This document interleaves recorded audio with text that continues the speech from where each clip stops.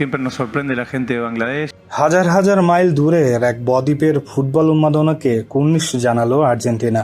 Football যে কেবলই মাঠে ট্রফি জেতার লড়াই নয়, বরং ভৌগোলিক সীমানা পেরিয়ে এক নিঃশর্ত ভালোবাসার নাম, তা আরও একবার প্রমাণিত হলো আটলান্টার সংবাদ সম্মেলনে।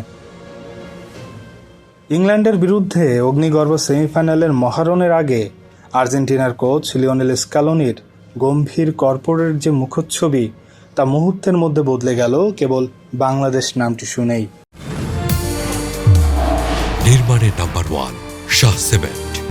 সমস্ত রণকৌশল আর মাঠের দৈরত ভুলে স্কালোনির টেবিলে যেন ভর করল বাংলাদেশের জন্য এক অদ্ভুত মায়া।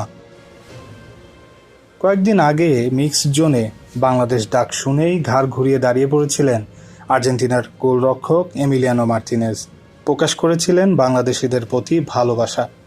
আর আজ প্রেস কনফারেন্সে এক বাংলাদেশি সাংবাদিকের প্রশ্ন শুনে স্প্যানিশ ভাষায় উত্তর দিলেন খোদ coach Lionel Scaloni.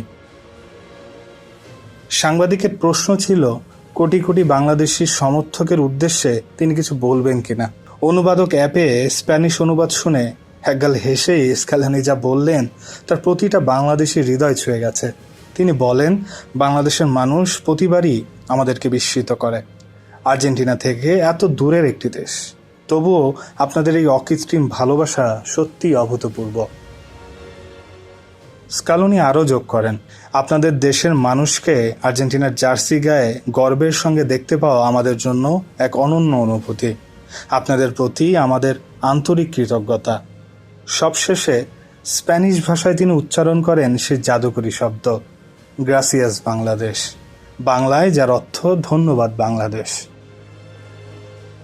Desk report, সমকাল।